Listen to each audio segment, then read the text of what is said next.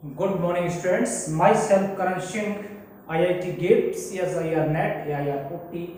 You are most welcome in our channel Chemical Guru.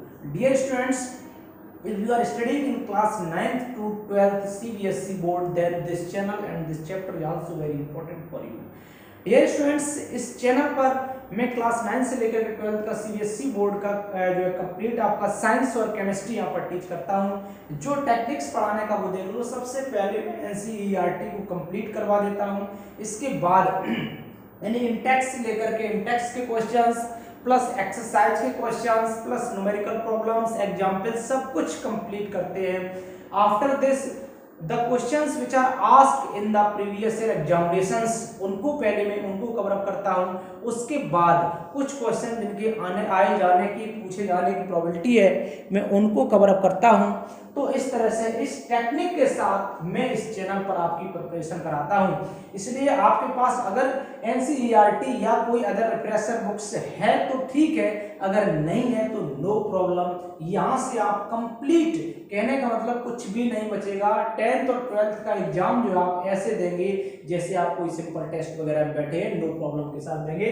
फिलहाल मैं यहाँ पर आपको बता दें, क्लास 10th का चैप्टर नंबर हमने जो आपका फर्स्ट था केमिकल रिएक्शंस एंड इक्वेशंस, इसके बाद बायोलॉजी का जो फर्स्ट चैप्टर था लाइफ प्रोसेस, इन दो को मैंने यहाँ पर कंप्लीट करवा दिया है। अगर आपने नहीं देखा तो सबसे पहले उन चैप्टर्स को आप देख लीजिए। फिलहाल यहाँ पर चल रहा था चैप्टर नंबर 1 फिजिक्स का इलेक्ट्रिसिटी, और इलेक्ट्रिसिटी के मैंने इससे पहले 2 पार्ट्स करवा दिए थे। This is the part number 3। अगर आपने पार्ट 2 नहीं देखे तो पहले उनको देख लीजिए। नाउ अब मैं स्टार्ट करता हूँ। यहाँ पर मैंने पेज नंबर 200 पर कुछ आपके न्यूमेरिकल प्रॉब्लम्स दे रखी, कुछ एग्जांपल्स थे, मैं उनको सॉल्व करता हूँ। क्वेश्चन हमारा एग्जांपल 12.1 है। A current of the 0.5 ampere is drawn of the filament of electric bulb for the 10 minutes। मतलब ये कह रहा है कि 0.5 एम्पियर का करंट एक कंडक्टर के थ्रू फ्लो कर रहा है, और कितनी देर के लिए? 10 मिनट्स के लिए। 0.5 एम्पियर का करंट फ्लो कर रहा है 10 मिनट्स के लिए। पूछ रहा है electrical charge, find the amount of electrical charge. तो उस सर्किट के थ्रू कितना चार्ज फ्लो हो गया है। क्लियर, अंडरस्टैंड हो गया? तो देखो इसके लिए एक फॉर्मूला होता है, पहले आप फाइंड आउट करके लिख लिया करो। न्यूमेरिकल सॉल्व करने का बहुत ही आसान तरीका होता है, ये फाइंड आउट करो कि क्वेश्चंस में गिवन क्या क्या, उसको निकाल के बाहर रख लो। देखो आप डेफिनेटली बहुत ही आसानी से न्यूमेरिकल सॉल्व कर पाएंगे।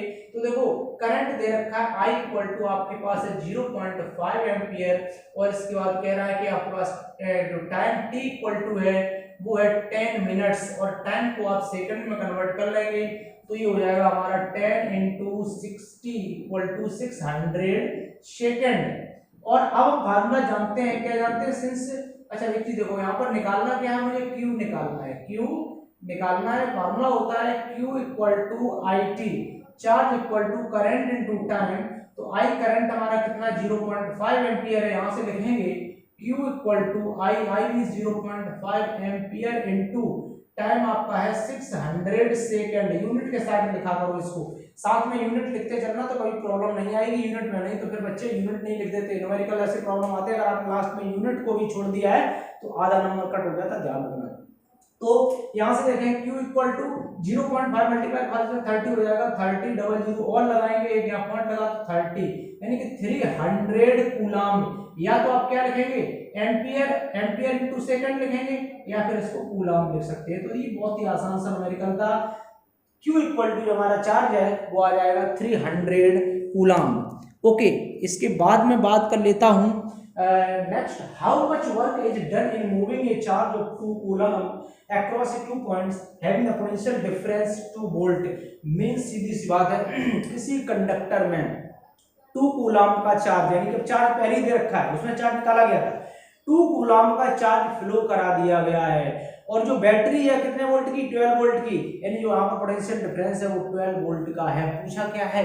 जब 2 कूलम का चार्ज फ्लो कर रहा है और 12 वोल्ट पोटेंशियल डिफरेंस है तो वहां पर वर्क कितना होगा? आपसे डब्ल्यू पूछा, सॉरी हाँ यहाँ पर पूछा गया, हाँ वर्क पूछा गया। क्या पूछा गया? वर्क, कि कितना वर्क होगा। तो आप फाइंड आउट करके पहले लिख लो क्या क्या गिवन है आपको। चार्ज Q इक्वल टू कितना है, यहाँ पर है 2 कूलम चार्ज गिवन है, और V इक्वल टू आपको गिवन है 12 वोल्ट। और जो निकालना हो उसको आप लिख लिया करो इस तरह से। क्या निकालना है? W निकालना है। W को क्वेश्चन मार्क के द्वारा इस तरह में रिप्रेजेंट कर दिया। अब देखो इसके लिए फार्मूला क्या होता है, W equal to V Q एक फार्मूला होता है, बस इस फार्मूले को आपको याद रखना है। हो गया न्यूमेरिकल। क्या किया आपने, यहाँ से देखो W इक्वल टू, यहाँ से V की वैल्यू कितनी है 12 वोल्ट, हमने कहा यूनिट साथ में जरूर लिखना, ध्यान रखना। और Q चार्ज होता है, चार्ज कितना 2 कूलम, 2 कूलम। तो W इक्वल टू आ गया 12 टू 24 वोल्ट और कूलम, और वोल्ट और कूलम का जो मल्टीप्लाई होता है उसको हम जूल भी कहते हैं। तो यहाँ से W इक्वल टू आ जाएगा 12 टू 24 जूल। तो इस तरह से आप न्यूमेरिकल प्रॉब्लम्स को बहुत ही आसानी से इसको सॉल्व कर सकते हैं। इसके बाद नेक्स्ट क्वेश्चन हम लेते हैं, ये हमारा है पेज नंबर 200 पर, एग्जाम्पल नंबर 12.3 है। How much current will an electric bulb will draw from A 220 volt source if the resistance of the bulb filament is 1200 ओम। इस क्वेश्चन में दो पार्ट है, एक पार्ट ए और पार्ट बी है। तो पार्ट ए जो आपका है, यहाँ पर हम देखेंगे इसमें क्या पूछा गया, करंट पूछा गया है, और गिवन क्या है। पहले देखो पार्ट ए को सॉल्व कर लेते हैं, और सबसे पहले एक ही टेक्निक याद रखना कि पहले गिवन क्या क्या है वो देख लो।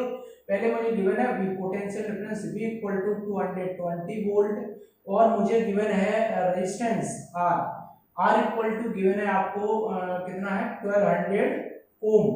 इसके अलावा आपको निकालना क्या, current I equal to find out करना है। और एक बात बता दें कि आप ओम्स लॉ तो आपको 100% याद होना ही चाहिए, ध्यान रखना। V इक्वल टू IR ये ओम्स लॉ होता है, तो ये कभी मत भूलना। तो V equal to IR Ohm's law formula लगा देंगे, लिख देंगे according to Ohm's law, according to Ohm's law. जब ओम्स लॉ यहाँ लगाएंगे तो हम जानते हैं V इक्वल टू IR होता है, I इक्वल टू करंट निकालना है तो I equal to V upon R। तो यहाँ से करेंगे I equal to V potential difference आपका कितना है 220 अपॉन 1200, 0 0 कैंसिल हो जाएगी, यहाँ से 11 और डिवाइड कर देंगे तो I इक्वल टू हो जाएगा हमारा 11 अपॉन 60 आ जाएगा, और डिवाइड करेंगे तो I इक्वल टू 0.18 एम्पियर, ये आ जाएगा इसका यहाँ से current, I equal to 0.18 ampere. अब इसके बाद हम पार्ट बी ले लेते हैं। देखो पार्ट बी में क्या होगा, हाउ मच करंट, सेम वही पूछा है। V की वैल्यू दे रखी है, V इक्वल टू है 220 वोल्ट है, और आपको जो रेजिस्टेंस R इक्वल टू दे रखा 100 ओम है, और इसके बाद I आपसे पूछा गया है। तो फार्मूला लगा दीजिए, सेंस क्या देंगे, V इक्वल टू IR होता है, तो यहाँ से लिखेंगे कि I इक्वल टू क्या होगा V अपॉन R हो जाएगा। तो V की वैल्यू यहाँ पर आपको गिवन है कितनी है 220 वोल्ट है, R की वैल्यू 100 ओम है, डिवाइड करेंगे तो कितना आएगा, 0 कैंसिल आउट हो जाएगा, 2.2 क्या हो जाएगा करंट, करंट एम्पियर है ना, 2.22 एम्पियर। तो आपने देखा कितनी आसानी से आप कोई सा न्यूमेरिकल फिजिक्स का होगा तो यहाँ आप उसको सॉल्व कर सकते हैं। इसके बाद देखो नेक्स्ट क्वेश्चन जो हमने लिया है वो है आपका example number 12.4, the potential difference between the terminals of an electric heater is 60 volt.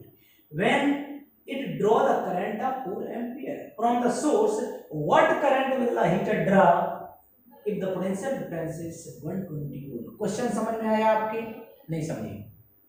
Question ये कह रहा है कि जब पोटेंशियल डिफरेंस जो है कितना 60 वोल्ट का है, जब पोटेंशियल डिफरेंस 60 वोल्ट का है तब हीटर जो है एक सोर्स से, जब पोटेंशियल डिफरेंस 60 वोल्ट है तब हीटर जो है 4 एम्पियर का करंट ड्रा कर रहा है। जब पोटेंशियल डिफरेंस कितना है 60 वोल्ट का है तब हीटर जो है वो कितना करंट ड्रा कर रहा है, 4 एम्पियर का करंट वहां से ले रहा है। तो ये कह रहा है कि जब वो पोटेंशियल डिफरेंस 120 वोल्ट कर दें तो हीटर वहां से कितना करंट लेगा, उस सोर्स से कितना करंट हीटर ऑपरेट करेगा। एक बात देखो ध्यान रखना, तो आपको करंट निकालना है। करंट कब निकालना है, जब आपको पोटेंशियल डिफरेंस 120 वोल्ट कर दिया गया तब। अब एक बात याद रखना समझने वाली ये है कि किसी भी डिवाइस का जो रेजिस्टेंस होता है वो फिक्स होता है, ये बात ध्यान रखना, ठीक है। आपका डिवाइस जो है आप करंट कितना भी उसमें फ्लो कराते रहे तो डिवाइस का जो रेजिस्टेंस है वो उसका फिक्स रहता है, ठीक है। अब यहां से देखो ध्यान से देख लेते हैं, हमने कहा है कि आपको गिवन कंडीशन क्या है, जब potential difference V equal to 60 volt है, केस फर्स्ट यहाँ पर दे रखा है, केस फर्स्ट है जब पोटेंशियल डिफरेंस 60 वोल्ट है तब हम कह सकते हैं कि जो करंट है I इक्वल टू 4 एम्पियर है। यहां से रेजिस्टेंस निकाल सकते हो ओम्स लॉ लगा करके, लगाने के since V equal to IR, तो IR से यहां निकाल देंगे R equal to V upon I। V potential difference 60 है, करंट यहां पर 4 एम्पियर है, 60 आपका क्या था वोल्ट था, ये 4 एम्पियर था, तो ये आ जाएगा 4 15 कितना आ जाएगा 15, तो रेजिस्टेंस 15 ओम आ जाएगा। ये आ गया 15 ओम का रेजिस्टेंस आ गया। अब रेजिस्टेंस तो इलेक्ट्रिक हीटर का वही रहेगा, पोटेंशियल डिफरेंस आप चेंज कर दीजिए, कोई प्रॉब्लम नहीं। तो अब देखो सेकंड केस में, अब केस सेकंड में ये कह रहा है कि पोटेंशियल डिफरेंस है V इक्वल टू कर दिया 120 वोल्ट और रेजिस्टेंस कितना हो गया 15 ओम, और निकालना क्या है आपको, निकालना है करंट कितना ड्रॉ करेगा। तो आप जानते हैं सेंस यहाँ लिखते हैं V इक्वल टू IR होता है, तो आप कह देंगे यहाँ करंट निकालना है तो I equal to V upon R हो जाएगा, और V की वैल्यू यहाँ पर कितनी वोल्टेज 120 आपको गिवन है क्वेश्चन में, और रेजिस्टेंस आपने निकाल लिया 15 है, तो आप सॉल्व कर दिए कितने बार जाएगा 8 टाइम्स जाएगा, ये 8 एम्पियर यहाँ से हो जाएगा। तो इस तरह से आप इस न्यूमेरिकल को जो है बहुत ही इजीली से सॉल्व कर सकते हैं। इसके बाद हम बात कर लेते हैं नेक्स्ट प्रॉब्लम से 12.5 पेज से, हम उसी पेज नंबर पर है। Resistance of a metal wire of the length 1 metre is 26 ohm. Means आपसे ये कहा गया कि आपके पास 1 मीटर का कोई वायर है 1 मीटर का, जिसका रेजिस्टेंस 26 ओम है, और एट द 20 डिग्री सेल्सियस पर if the diameter of the wire is 0. ये बहुत इंपॉर्टेंट अच्छा न्यूमेरिकल है। वायर का जो डायमीटर है वो 0.3 mm है, what will be the resistivity, आपसे पूछा क्या गया resistivity, what will be the resistivity of the metal at the temperature, predict the material of the wire, और वायर का मटेरियल भी बताना है, ये कि जो वायर बना हुआ है वो किस मेटल का बना हुआ है, मान लो एल्युमिनियम का है, कॉपर का है, आयरन का है, किसका है, ठीक है। फिलहाल अब देखो इसको कैसे सॉल्व करेंगे, कंडीशंस क्या क्या गिवन है, पहले मुझे लेंथ दे रखी है तो हमने इसको सॉल्व किया, हमें लेंथ ऑफ वायर है L इक्वल टू 1 मीटर, इसके अलावा जो रेजिस्टेंस हमें गिवन है R इक्वल टू है 26 ओम।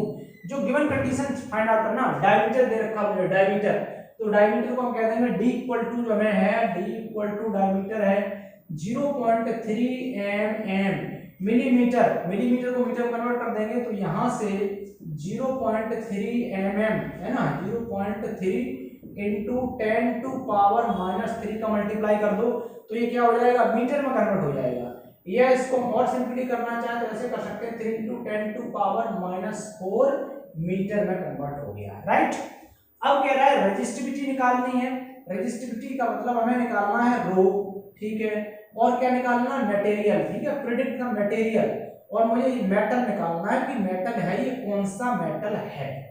अब देखो रेजिस्टिविटी निकालने के लिए तो मुझे रेजिस्टिविटी वाला फार्मूला यूज करना पड़ेगा ना, और रेजिस्टिविटी वाला फार्मूला क्या बताया था, रो इक्वल टू, ये हमने था resistance R equal to rho L upon A, ठीक है। ए यहाँ पर क्या होता है एरिया क्रॉस सेक्शन, निकालना क्या है मुझे रो निकालनी है, तो यहां से हम देखेंगे तो रो इक्वल टू यहां से आएगा R into A upon L। अब एक बात सोचो, ए यहाँ पर क्या है एरिया क्रॉस सेक्शन है, एरिया क्रॉस सेक्शन चूंकि वायर है, अब जैसे इसी का ये सर्कुलर पार्ट ले लिया तो इतना पायर क्या है, ये सर्किल टाइप का है, और सर्किल का एरिया क्या होता है पाई आर स्क्वायर होता है, तो यहाँ पर हम निकालेंगे पाई आर स्क्वायर में जो एरिया, जो क्रॉस सेक्शनल एरिया है ना, ए का मतलब है एरिया ऑफ क्रॉस सेक्शन, तो यहां से निकालेंगे एरिया ऑफ क्रॉस सेक्शन, पहले मैं निकाल देता हूं यहां से, चलो इसमें यहां से हम इसको यहीं से निकाल देते हैं, ये फॉर्मूला तो मैं इस फॉर्मूले में रखूंगा, पहले निकाल देता हूं area of cross section, area of cross section, area of जो क्रॉस सेक्शन है वो ए इक्वल टू आएगा हमारा pi r square, pi r square, pi की वैल्यू कितनी होती है, पाई की वैल्यू होती है 3.14 इंटू आर। रेडियस कैसे निकालोगे, डायमीटर मारोगे तो रेडियस निकल जाएगी, यानी कि डायमीटर का अगर हम हाफ कर दें तो रेडियस आ जाएगी। चलो मैं यहीं से लिख देता हूं, अगर डायमीटर कितना है तो रेडियस क्या हो जाएगी 3 into 10 to the power -4 upon 2 कर दो, क्योंकि मैथमेटिक्स में हम लोगों ने पढ़ा है कि जो डायमीटर होता है उसको अगर हाफ कर दें तो वो रेडियस हो जाती है, डायमीटर का हाफ रेडियस होता है, तो 3.14 इंटू 3 इंटू 10 टू पावर हो जाएगा 3 इंटू 10 टू 4 अपॉन 2। ये क्या हो गई हमारी रेडियस हो गई पाई आर स्क्वायर। और इसका क्या कर देंगे हम स्क्वायर कर देंगे। जब इसको थोड़ा सा और सॉल्व करेंगे तो ये आ जाएगा 3.14 इंटू, देखो 3 3 या 9 आ जाएगा, ये वहां पर 9 हो जाएगा इंटू 10 टू द पावर 4 है तो ये माइनस का 8 आ जाएगा अपॉन, और 2 2 यहाँ पर आ जाएगा 4, यहाँ से आ जाएगा। अब देखो इसको थोड़ा सा और सॉल्व कर देते हैं, इसका 9 का मल्टीप्लाई इसमें कर दो।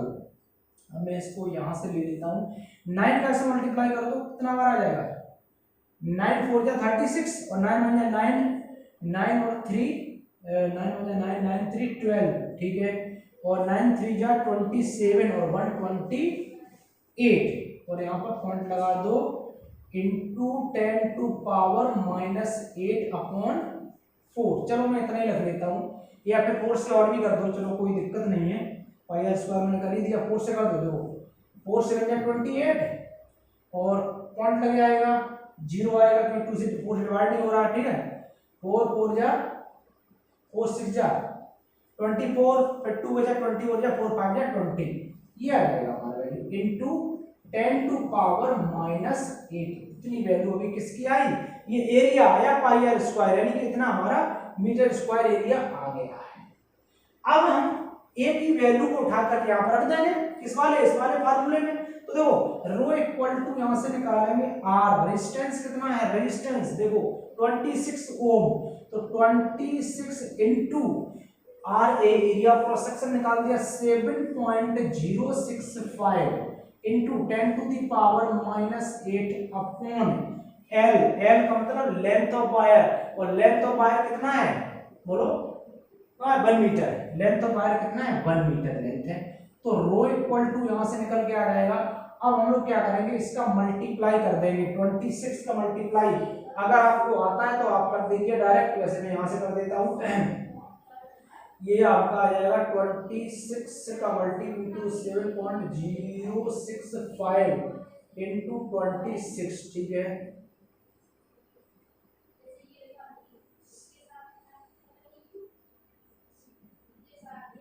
ये हो जाएगा हमारा 2 से 2 का 10, 2 6 या 12, 2 7 या 14, 09325 और 2 1 और 2 यहाँ पर 3 आ जाएगा, 4 4 यहाँ पर 8 आ जाएगा, और ये 1 आ जाएगा। इसका मतलब ये हो गया जा करके, और 3 डिजिट बाद पहुंच जाएंगे, यानी कि 183.5, ये आ जाएगा हमारा 183.59 इंटू 10 टू द पावर -8। या फिर आप ऐसे लिख सकते हैं इसको, दो डिजिट मिलाओ, 2 डिजिट कर दो तो 1.8359 into 10 to power -6 ohm metre इसकी यूनिट होती है रेजिस्टिविटी की।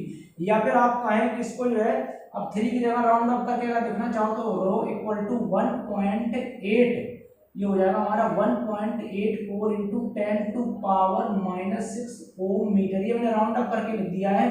तो ये रेजिस्टिविटी हमारी फाइंड आउट फाइनली आ गई। क्लियर है? किसी स्टेप में कोई प्रॉब्लम हो तो मुझे कमेंट करके आप बोल सकते हैं, मैं आपको बता दूंगा। और साथ ही साथ यहाँ पर पूछा गया कि इसकी रेजिस्टिविटी तो ये आ गई, मेटल कौन सा होगा, एक टेबल दे रखी है, मैं आपको बता दूं, ये जो है बुक में टेबल है, और ये टेबल 12.2 टेबल है, पेज नंबर 207 पर मिलेगी। तो उसमें देखना, टेबल में देखोगे इतनी रेजिस्टिविटी किसकी है, ये रेजिस्टिविटी जो है ये मैंगनीज मेटल की रेजिस्टिविटी होती है, मैंगनीज। तो वीडियो ज़्यादा लंबा ना हो तो इसलिए यहीं पर मैं इसको स्टॉप करता हूँ। स्टूडेंट्स, इसके अलावा मैं ऑनलाइन क्लासेस भी मेरा चल रहा है, डायरेक्ट ऑनलाइन क्लासेस है, उसके लिए भी आप मुझे कांटेक्ट कर सकते हैं। तो ये हमारा नंबर लिखा हुआ है 8630719937, ठीक है। और बाकी अगर वीडियो देखते रहना, अपने फ्रेंड्स में शेयर करते रहो। थैंक यू, जय हिंद, जय भारत।